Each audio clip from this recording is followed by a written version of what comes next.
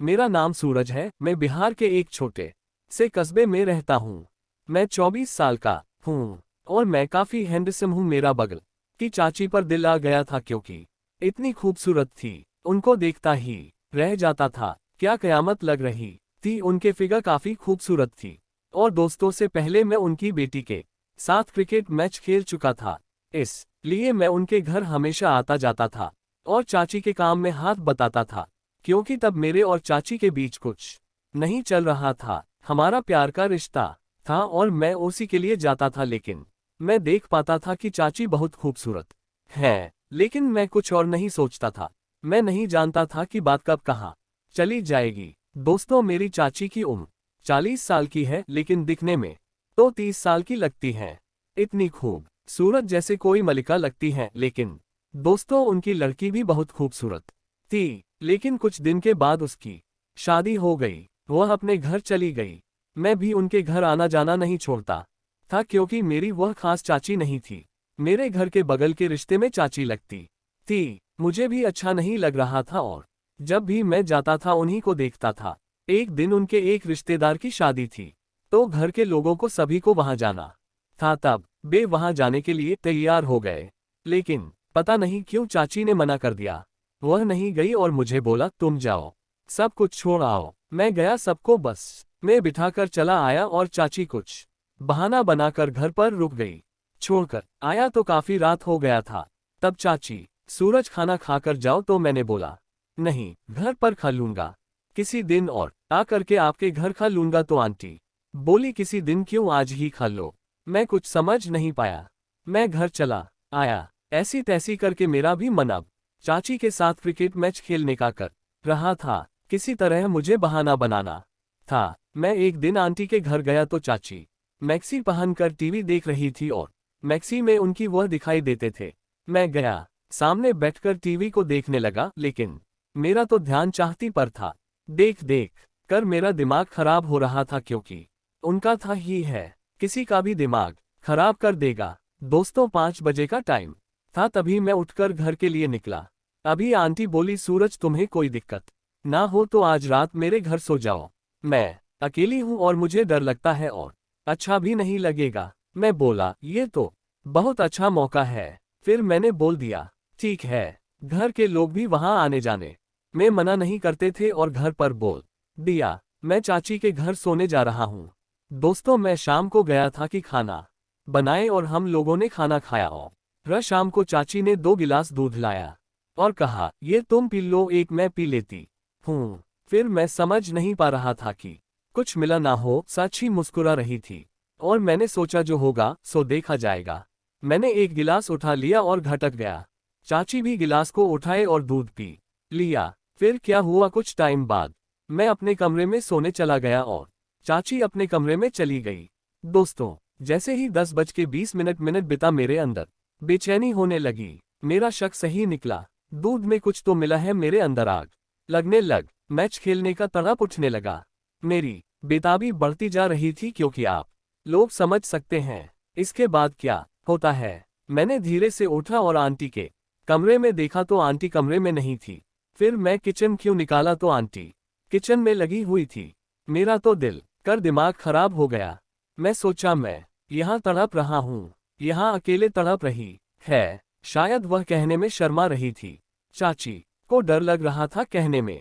मैं ही गया और चाची को कहा। फिर तो ऐसा ही हुआ, किचन का दरवाजा खोला और चाची उठकर खड़ी हो गई और बोली, क्या हुआ। मैं बोला, चाची ऐसा क्यों कर रही हो और आपको मेरे से क्रिकेट मैच खेलना है। कमरे में आज थी, ऐसे क्यों तड़प रही हो। दोस्तों, इतना कहने के बाद मेरा हाथ पकड़कर कमरे में लेकर चली गई और अंदर से दरवाजा लॉक कर दिया और बिना इसकी नाइटी में मुझे अपनी ओर खींच लिया। इसके बाद मेरे से पहले चाची शुरू हो गई और मेरे साथ खेलने लगी। मेरा भी अंदर से पागल था, मैं भी जमकर साथ देने लगा, जिससे हम लोगों की बेताबी खत्म नहीं हो रही थी। शायद उस दूध का असर था। काफी वक्त के बाद हम दोनों अलग हुए। मुझे तो काफी थकान महसूस हो गया था, तो कुछ फर्क नहीं पड़ रहा था। दोस्तों, कुछ टाइम के बाद फिर से उनके आग लग गई और फिर से मैं उनके आग को बुझाने लगा। काफी देर तक जला रुकने का नाम नहीं ले रहा था। कुछ तो आंटी बहुत खूबसूरत थी। उनका फिगर देखते ही मुझे बेचैनी सी होने लगती थी और आज इतने नज़दीक, आज तो मेरे मन में लड्डू फूट रहे थे और मैं काफ़ी खूबसूरत तरीके से क्रिकेट मैच को खत्म किया और इस तरह से हमारे और उनके बीच का प्यार मोहब्बत होने लगा। और जो लोग गए थे शादी समारोह में, सब लोग 4 दिन बाद आने वाले थे। अभी 1 दिन बाद उनकी बहन आ गई। उनकी शादी हो गया था। उसकी उम्र 30 साल की थी। वह भी बहुत खूबसूरत थी।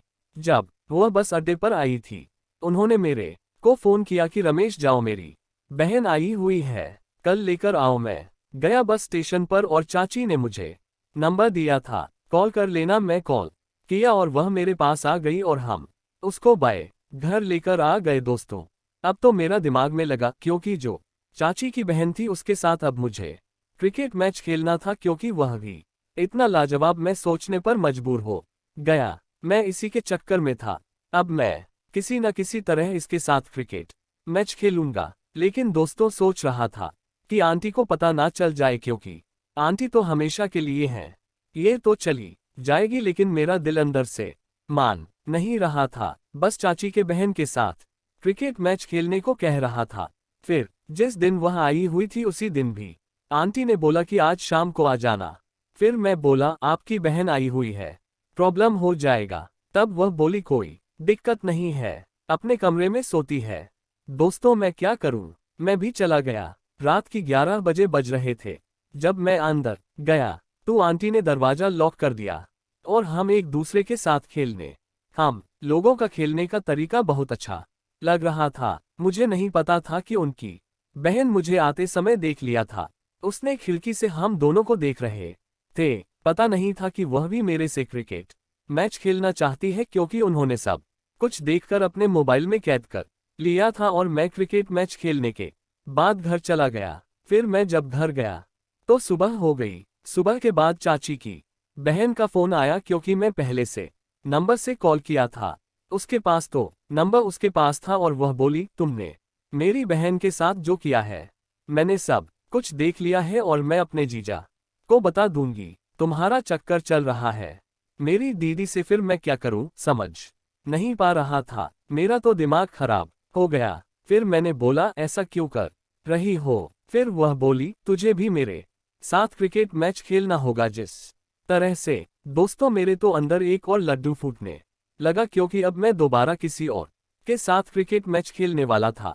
मैं भी मजबूर था, कह दिया ठीक है, लेकिन कैसे, कब, कहाँ, आपकी सिस्टर है, कैसे होगा? फिर वह बोली, दीदी को क्या पता है कि तुम मुझे ये सब करना चाहते हो? तुम आज रात को ही बहाना बनाकर बोल देना मैं कहीं और जा रहा हूँ, मेरे पास आ जाना। तो उसको यह बहाना तो बहुत अच्छा था। फिर मैं उसी टाइम चाची के बहन के कमरे में चला गया और वह कमरे की लाइट ऑफ कर दी और मेरे साथ खेलने लगी। हम दोनों के बीच घमासान युद्ध हुआ और यह काफी रोमांटिक था। काफी अच्छा लग रहा था, क्योंकि इनका भी फिगर बहुत ही रोमांटिक था। क्रिकेट मैच खेला और मुझे अब डबल ड्यूटी करना पड़ता था, और जब तक चाची की बहन रही हम दोनों के साथ क्रिकेट मैच खेलते रहे। दोस्तों, कहानी अच्छी लगी चैनल को सब्सक्राइब करके लाइक कर दीजिएगा। धन्यवाद।